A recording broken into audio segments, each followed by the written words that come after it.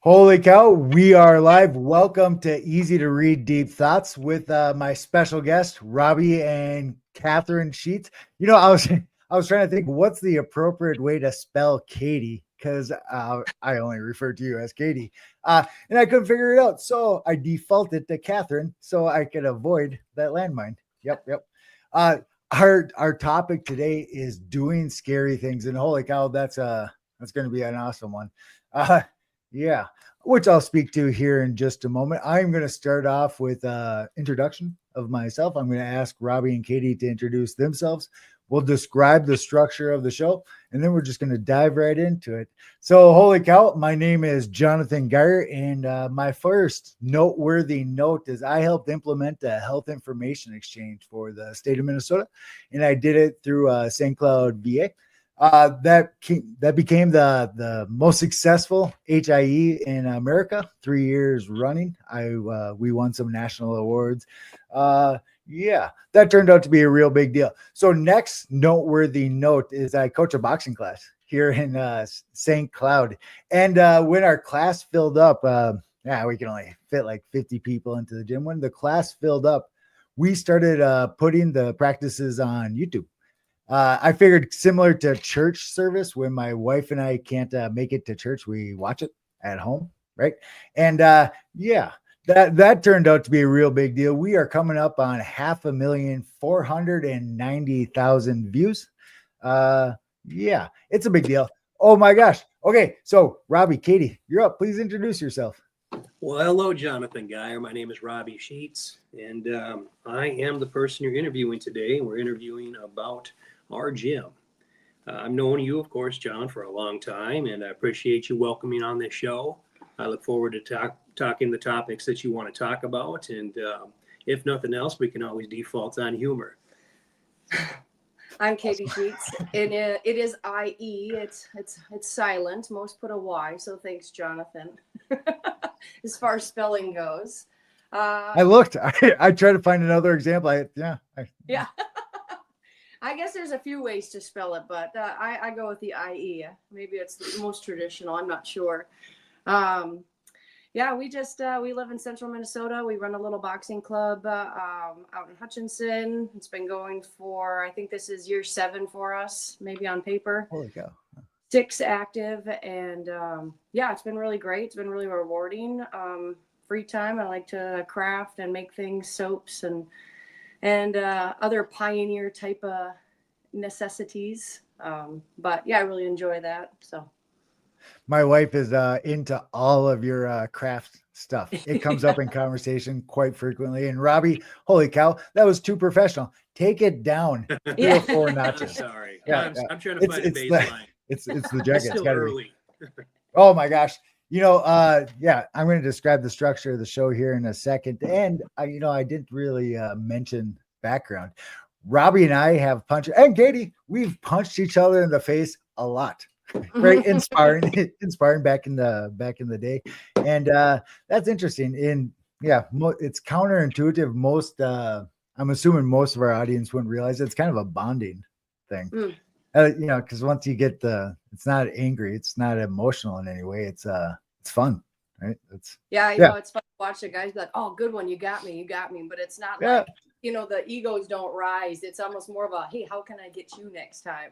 And the truth is, with adrenaline pumping and the activity of everything, you don't feel most of the punches. You don't feel them at all.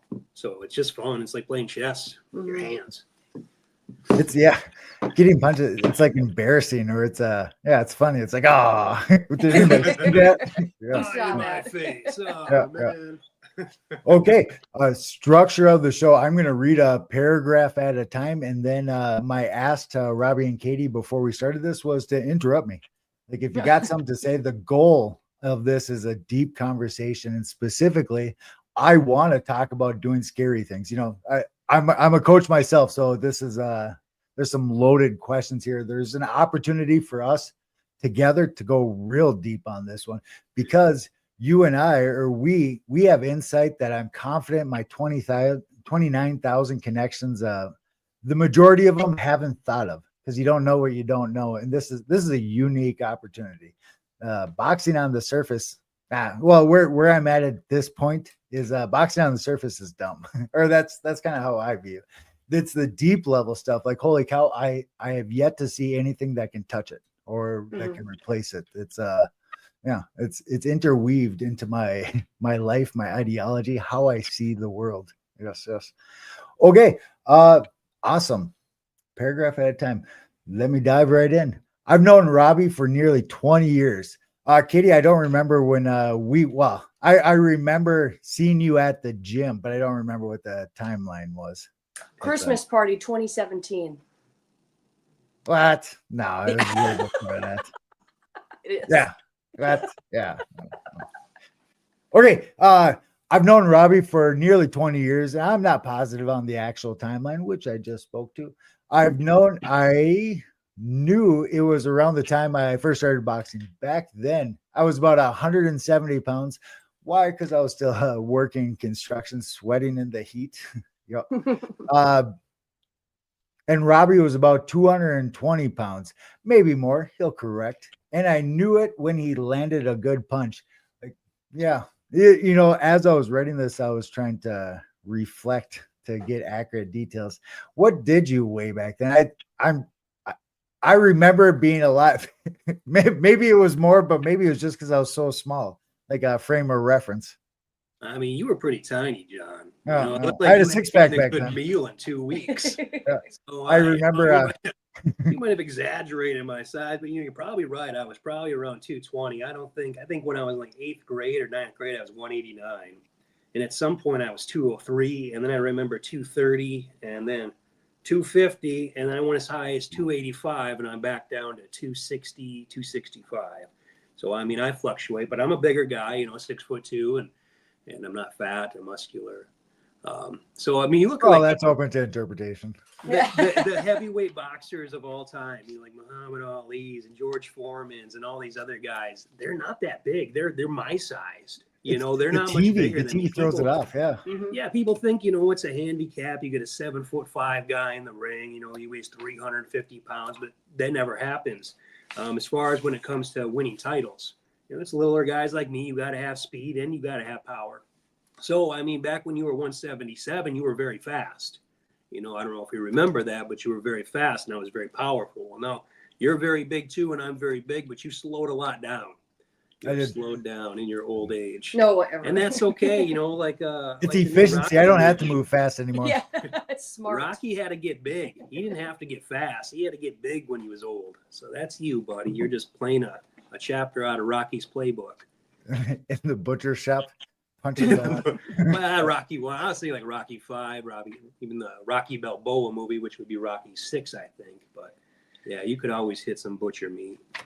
That's mandatory. Okay.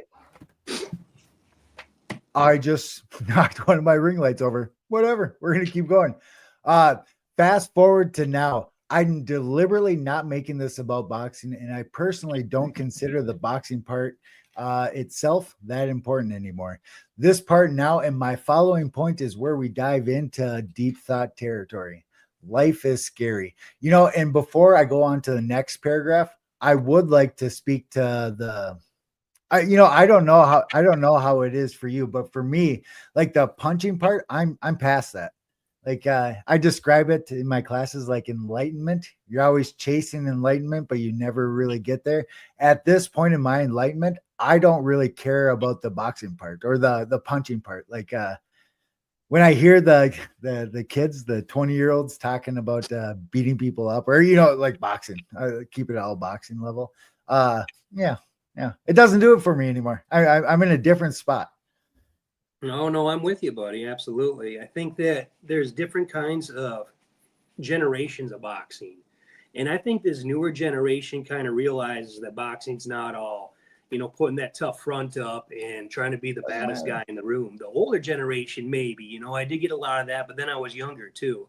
And I hope, and we don't try to instill those values when we teach either. We try to negate away from them and focus more on the brotherhood aspect of boxing. We want people to have a family. We don't want them just going there and be tough and have a chip on their shoulder and beat up their partner every time they're sparring, because the guys they're sparring at the gym are the guys that are going to make them better, not worse.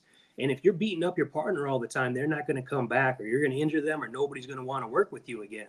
So yeah, it is about enlightenment. It is about kind of taking it down and rolling with the punches. And in a sense, it's about life. And what you're doing with those kids Ooh, in St. nice. Cloud is good too. I see them coming in with a smile on their face. They got a good team going. You got a good brotherhood going, and we look forward to sparring you on February 22nd.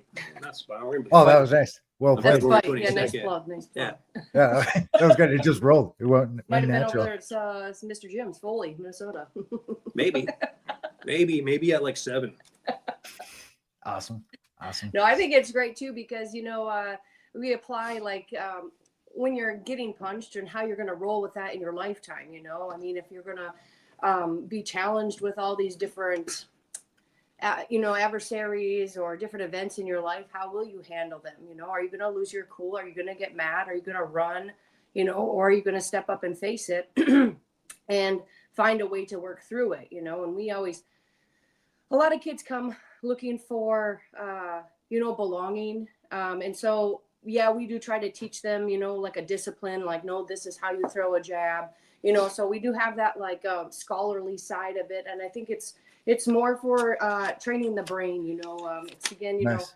Nice to throw, you want to be able to throw a proper jab because it's effective if you can, the old, Lauren Lauterbach, he said, a cross will take you around the block, but a jab will take you around the world. And That's a good one. I know he won't take credit for it, but and so teaching that proper form, it's deeper. Yeah. So it's, doing things right way and effective, because then again, you can apply this to your life. If things do get wild and crazy, how can you determine a plan to attack this instead of running or, swallowing and stuffing your feelings or getting so mad, eventually you just, you explode, and I don't know that a lot of kids have those proper outlets anymore, with different family situations. I guess it's evident maybe they don't have those outlets.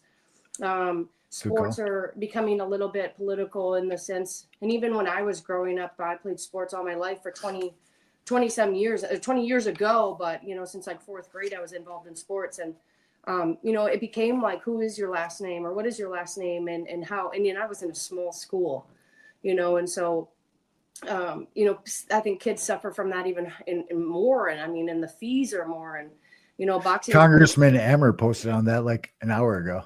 Oh, really? Yeah. The fees are crazy. And then don't even talk about getting into hockey because, you're going to need a third job to even support, one kid in hockey, but boxing's a poor man's sport, but I think that This always has been. yeah, but because you don't need anything to train or to participate, just you got to have a can-do attitude is about all we say is the rule. You got to pay the dues and you got to try. Leave the ego at the door. Big time. People come in and they think they know how to box. Nobody knows how to box. Oh my gosh. Everybody's a street fighter. Yeah. Nobody's a street fighter. Okay. Nobody knows how to box. When they throw an uppercut, they're not they're the street fighter type, What? You punch back? Yeah. Didn't see that coming. It's a dig, it's a real dig. A bolo.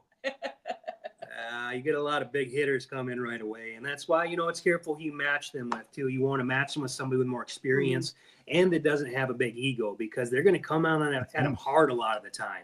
You've got to be able to pull back. You got to have somebody you can trust. So I try to put them with people that have been boxing for 5, 6, 7 years. So they know what's coming at them and they know how to hold back. If you put a couple newbies against each other right away, it's a test of egos and it becomes a battle. Which was us. That's the punching. Yeah. And it's normal. Oh, you just spoke to this, but before we dive into it, I was thinking that too. I consider it a baseline. What is the average? And I speak to this a little bit, it's worth scoping out a bit here. The average person, jump in at any point in time, but the average person thinks they're awesome. The average guy, football player, the average high school bully comes in and they're the greatest thing ever, right? That's similar to the people watching our YouTube channel, right? The default assumption is that you're awesome, right? Yeah. Because you don't have the measurement of not being awesome. Why wouldn't you think you're awesome if you've done nothing to prove that you're awesome? Yeah, yeah. I'm picturing like the baseline state is the assumption that you can do what you see on TV, and then Mhm. in my experience, and I'm sure I'm confident it's the same for you guys. These new guys come into the gym, which you were just speaking to, and then they try to be that person they see on TV, and then there's a digressing, descending angle of Reality. sadness. Yeah, Yeah. yeah. Like, oh, I'm not that great. And that's most boxers leave and don't come back. And Yeah, that's you're as absolutely a right. coach, that's like the hardest thing to I spend the vast majority of my strategy pointed towards that because I want them to come back. Like Mhm. everybody goes through that awakening of, oh, I do suck. Mhm. Like, and yeah, you get it's like the first hurdle. I'm picturing never ending story with like the oracles that shoot Yeah. lasers out of their eyes. Well, It's the first oracle. It's the first thing that you got to get through is I'm not that great. I'm We not took that we took golfing lessons one time, and people were getting awesome. really mad. And the guy told us, he said, "You're not good enough to get mad." And Ooh. yeah, Oh, and that's a good one. Yeah. yeah, it just kind of stuck with us. And I think a lot of that too. People, we live in an instant culture, and so I think when people don't get it in the first 2 hours of trying something brand new, they're throwing it out because why can't I do it? I need that. I'm so used to getting everything I want right now that the drive or the hunger or the thirst to succeed or to maybe even achieve that is a little dry. Um, yeah, as men, we daydream all the time on what we would do in certain situations. Like if a lion came into my house right now, how Again. would I defeat that lion? And that goes on all the time for It men. really. And I think they carry that into boxing too. People think they can rely on this blind rage. They're going to black out and they're going to get real angry, and that's what they have to rely on. They don't understand they have to have a certain set of skills. You have to actually have fought somebody in order to know how to fight. It's Otherwise, you're going going to to be last 30 minutes. Now what? if that. They're going to be real sad when they find out that, oh man, I guess I should have taken some boxing classes. But we get guys in all the time, just like you described. And, I'll work with them. And it's not that I'm going hard on them. It's not that I'm hitting them hard. It's that they get defeated. They feel defeated. They feel Their mind. overwhelmed. They feel like they're not amounting to what they need to be because of what they see on TV, like that fool Jake Paul, who kind of put a black eye on boxing. And that's why we kind of take away from all that. We try to get people to like take a military approach. We want to tear them down first, humble them, and then we build them up. But if you Yes, don't sir. want to come back after being torn down or humbled, then you're wasting my time. Which is I common. have That's the other people. average, right? There's other boxers there, people that want to keep coming back, people that aren't scared to lose, people that aren't scared to get hit. Got the And I'm going heart. to tell you, if you come into boxing, you're not going to win your first match. People come in, they have this idea, I'm going to win right away. You're going to lose. And if you want to keep coming back after that, then you might be becoming a good boxer. But if you give up right away after you lose a match, you will never be a good boxer. Mhm. Unfortunately, you do get to call yourself a boxer at that point because you did take a match. And But they it's will. not until They you will. take a match can you really call yourself a boxer. You come to boxing practice. You can take boxing fitness classes. You can have sparred people, but you're not a boxer until you take a match. And I try to tell the guys that so they understand. And, I never push it on them either. I tell them, hey, you got to come to me when you want a match. You come to me and I'll tell you if you're ready to get a match. Mhm. I never tell people, like there were older gyms that I used to go to and they would try to push matches on you. They'd be like, oh, next week you got to fight, Robbie. I never liked that. In fact, a lot of boxing is traveling and it's traveling far. Oh, There man, are never travel matches sucks. that happen in your backyard. You're traveling 4 or 5 hours for a match, Mhm. Oh, my and you're God. in there for maybe 9 minutes. I fought all Well, you over the wait- Midwest, yeah. Or Yeah, not you wait Midwest, but around like for like 10 everywhere. hours Yeah. sometimes. Sometimes there's like 20 people on that card and you're fighting last. So you Freaking drive 12 4 hours all hours, cramped up when you get there to fight. Yeah. you wait 4 hours and then you get a fight for 9 minutes. It's a joke. It's a joke. But I understand that people want to test their mettle. And unfortunately, there's not enough boxing clubs in Minnesota to be able to go into their backyard. I wish there were. Just like when we started this club in Hutchinson, there were no other gyms. There hadn't been boxing in the area since the early 70s. So it was huge on us. It was really big. We had to push this new culture. We had to push this new sport into this community that was really unfamiliar with boxing. And all they had to go off of was Jake Paul and some maybe Mike Tyson in the 90s. They don't remember the boxers of yesteryear from the 60s, the real kings and legends of boxing. And that's probably been our most difficult feat, is trying to bring awareness to the area that, hey, there is boxing again. So we get classes and it can range anywhere from 6 to 15 people. It's not a really Yeah, big you guys are community doing like awesome. St. Cloud, but I think it's pretty good for what we got going on. Yeah, what do we have And- for space and everything? I mean, we had upwards of 25, and that was just almost unmanageable for what space we had, the equipment, and You got a big facility, you can handle that kind of people. And with circuit training, It does when get you harder. get- The more you have, the lower the quality of coaching, because I can't Yeah, I do mean, there's only one-on-one so with many of 50 you. people. Yeah.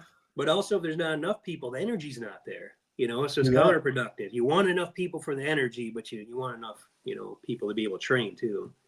And you got to adjust I'm sure it's the same for you. You got to adjust your coaching style. I have to adjust my coaching style to match how many boxers we have. It's Yeah, like or who different for shows the up. small, it's different for the big classes. Yeah, because sometimes you get like, you don't know who's coming ever, so you get like a whole group of noobs, or, you have a whole group of good call. veterans too. So then it's like the whole lesson plan's out the window, Yeah, and now you got to rely on the veterans helping you out to teach the newbies. Mhm. Well, you get people safer that way. Things are safe. People don't get tested, because if there's not a veteran working with the newbie, there's that chance that they're going to lose their shit. Yeah, or get hurt. Anyway, that's the last thing we want, just because I would say it's highly probable. Right? Yeah. Not a chance. Like it's guaranteed to happen unless you do something to stop Absolutely. it. and Sorry, Katie, I interrupted you. our veterans aren't perfect either. There have been times too that, emotions run high, and there's just a couple of face hits, and it's like, okay. Talk to me after class. They'd be like, the new guy really got on my nerves today. Did he? How was that? Well, he was doing something different from what we were drilling. Okay. Well, first rule of sparring is like with like. If they keep coming at you with these hard bolo punches, and you keep telling them, hey, pull it back, then you got to hit them hard. You got to once, just to teach them. The check them. Yeah, it's They a real don't thing. You listen. gotta check They them. don't listen. It's like spanking a dog.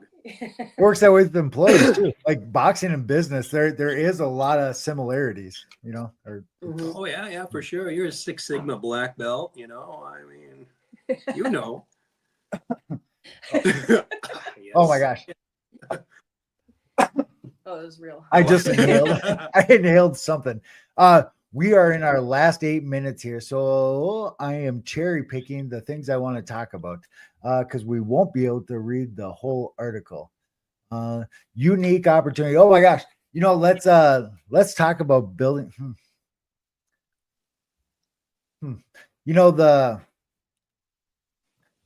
So speaking of people, the baseline perception of how boxing works and how it actually works, there's a major disconnect between what what normal people think and then what actually happens. And the deep thought part, most people don't this is my perception. Most people don't realize the necessity of boxing. Like boxing's dumb. You're going to go in there and you're going to punch somebody and there's injuries, and all this TBI kind of stuff. And, like getting knocked around, like it does cause damage. And so if it causes damage, it's bad.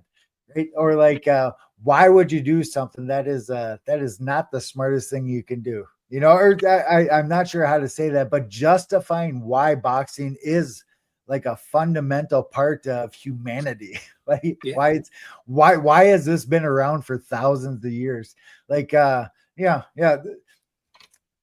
trying to think of how to articulate this. Not everybody grows up the same way, and that's a super deep concept. I'm not sure how to express that in a way that will set off that light bulb for everybody else. But if you grow up in a harsh environment, what you consider fun is different than if you grew up in a soft, loving, fluffy, padded. Yeah. I think the challenges are different. I mean, we have both of those, aspects of life in our club too sometimes. And I think that, some of it is fun for some. Others, it's learning a life skill, because I think that what is taught through boxing is a sense of confidence. That's why, getting punched around and doing the dangerous stuff, it also fosters a huge amount of confidence in self, in how you carry your head, and like I said before, and how you attack issues within your life, because, oftentimes the kid that's been fighting for food his whole life, he's never been probably told he's good at something, or he's probably never That's been what I'm really speaking to. Yep. given the opportunity to, be in the limelight of sorts, and nobody is going to do anything for you. We'll coach till we're blue in the face. Robbie always says, I'll teach you the easy way, but often you're going to learn the hard way. Oh my God. Yep. Keep your hands up. Well, here they sit all day, okay, well, eventually they're going to take a few in the forehead and they'll learn a bit, but that also goes to the point that, once you get in the ring, nobody's going to help you. I mean, after that 10-second bell, we get 30 seconds with you to a minute. We tell you what you're doing wrong, but you can't hear, your mind's focused and stuff like that. Everybody's watching. You can feel it. They are. There's a lot of pressure. But it is one of the most noble things to go in there, knowing you're going to get punched, knowing you could be punching people. And I have never seen in my entire career life of athletics the level of sportsmanship that is portrayed Oh my God. within the ring. You wouldn't believe the bloodiness that people come out, but those fellas and ladies, my goodness, are they hugging afterwards? And there is just such great gratitude, and even in the wildness of the sport and whatever they've come from in their lifestyle, but that brotherhood or sisterhood that is fostered right there at that moment, my God, that'll take somebody a long place, take them places, because it's just so, it's rewarding as ever to watch. I get pretty worked up about that. They say those stairs aren't strong enough to hold a coward when you go up to them for your match. And that's the truth. Only the bravest of people can get up those stairs. I've never seen a coward go up the stairs, never once. Mm-hmm. Oh God. But Yeah. I think a lot of people got a negative image of coaching. Like you said, they got a negative image of boxing because they have a negative image of coaching styles. And there are coaches out there that teach you just get in the ring. You're going to learn the hard way. You're going to keep getting hit until you start to pick it up. And that's unfortunate. We don't try to teach that way. We try to teach the other way. 50% of boxing is defense. Unfortunately, a lot of coaches go into right away how to hit and not how to defend. And you got to do both. You got to do both hand in hand, because it's too often people want to only learn how to punch. They don't want to learn measurement bias. They don't want to learn. That's how the fun to part. roll. Yeah. Absolutely. And footwork. Footwork is so essential, and it sucks to learn, but it's so necessary, John. Well, it's one of the first things to fail. But, all in all, when you see these kids come around, that, have been labeled bad kids, they've been labeled bullies, they've been labeled naughty, or whatever you want to talk about. They've been put into a box, but to watch them abandoned by society. They never had team sports. They were never participating in Mhm. baseball or wrestling or football. These are sports that when you get in at 6th grade, you stick in all the way till the end. Mhm. And when you're in 9th, 10th grade and you want to get into a sport, baseball's not going to take you. Wrestling's not going to take you. You're never going to make the varsity team. You got in way too late. It's going to be hard to understand the plays. But here's boxing. It's pretty simple. You've got 2 arms. There's only so much you can do. Everybody's welcome. We can teach you. Yeah, everyone is welcome. Yeah. And the funny thing is, when we do some some shyer kids or maybe some non-typical jocks or ego guys, that come in, that are just looking for a place to belong, you wouldn't believe how, when we say, how'd you learn about us, where, I've been trying to come here for a year, but I couldn't, I was waiting for the muster of the courage, that some of these kids, they sit there and I'm sure they stew on it, almost to the point of, you said earlier how many guys watch your show and nobody ever come, they just, I'm good enough because I see what they're doing and I can do that, watching your practices. That ego also. 500,000 of them. 500,000. Let me not forget one of them. Sometimes I get 6 or 7 emails from the same kid, over a period of months, saying that he's going to come in, asking me what he needs to do. And then finally they come in and I'm supposed to remember who they are. But I'm like, oh, okay. And I look back, I'm like, oh, that was that kid. And they are so shy. They don't have those interpersonal skills we used to have because we actually had to deal with people. They deal with iPads and phones and Facebook. And it's hard for them to talk to people and to have a conversation. But making that first step of just coming in, that's the toughest part. Right. That's about the hardest part of your day. Everything else we take care of. Mm-hmm. Once you're there, we take care of you. Yeah. It's really Oh my gosh. Sorry, Katie. We are coming up on time. If you guys are cool with it, I would like to go, if you're willing, I would like to go over a little bit One point that we should cover. For me, like this, what we're doing right now, this is an output of my boxing. Like going up there and doing scary things in front of thousands and thousands of people.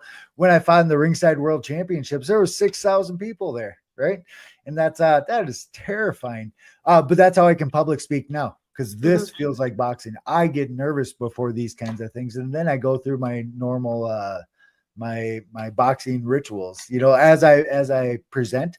Well, most of my career successes come from this public speaking, and I learned public speaking in boxing, and it's really just doing scary things, being terrified and doing it anyway. Yeah. If you guys want to, it's a big deal for me, and I'm curious to your perspective, and I feel like, I guess on a small scale too, just seeing we have a kids class too, and I didn't know that. No, yeah. But we don't run it. We used to run it, but now we got a couple of great people that have taken it over.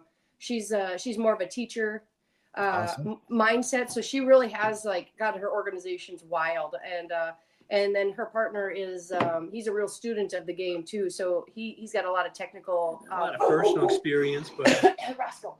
technical experience. Yeah. So they just really complement each other well. But watching some of the kids come out as they're done with class, and then we come in, watching them have, just this family environment, having the confidence, to even at first, because they don't know who I was, to the next class or whatever. So I'd be like, hey guys, how's your practice? And they're like, who are you, you creep, Stranger danger. Why is this person talking to me? But as I guess maybe the familiarity of everything, but also I believe the confidence that they're building just in these 45 minutes or all these classes, they really are be able to look me in the eye. I think that's something that a little bit of this generation lacks, just because there's not a lot of face-to-face confrontation. There's not a lot of face conversation, it's all through screens and stuff. So, even my nieces and nephews is hard to talk to in the face because, they're elsewhere. But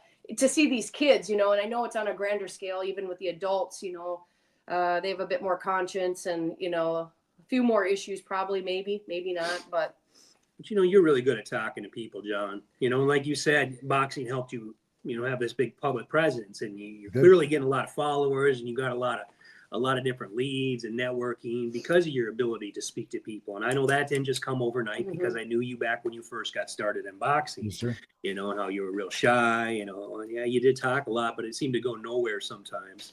Not to pick on you, but fair. Man, you've really come around, over the years, and that's a huge testament, I think, to your confidence. And of course, you get in a ring and you start beating people, you're going to start getting more confident in yourself. Everything else doesn't matter. It doesn't matter if your job fired you, or if you can't play well a video game. Those things don't matter to you. What matters to you is that you can roll with the punches. You can get hit and keep moving forward. It doesn't matter how hard you get hit, you get back up and you keep moving forward. And that's a life lesson. It's not just about public speaking or speaking in general. It's a whole life lesson. And we do get a lot of kids in, and they are real skeptical of themselves, but it just takes time, and it takes development, and development takes time. And sometimes kids don't understand that. But the ones that do, I have seen people's lives change. I've seen people come in with mental health disorders. I've seen people come in with Asperger's and autism and all these other A diseases like ADHD. Where else are they going to go? A few months of boxing, and it's amazing. It's better than any therapy, any counselor, any medication that you can put on these kids. In fact, if you have a problem in life, and it's really eating you away, and you don't have the money to see a therapist, you come into a gym. You spend three 3-minute rounds on a bag. That's all it takes. And just beat the hell out of it. And at the end of those 9 minutes, every problem you had is gone. It's amazing. Yeah. It's amazing. It's like meditation, but better. Yeah, because sometimes it's been like that for thousands of years, right? Like it's a human thing. It's Egyptian papyrus. The old Roman gladiators, everybody. Yeah, boxing's been around forever. Yeah, even the kids that come in, they've had a hard day every single time. Every single time they leave with a smile.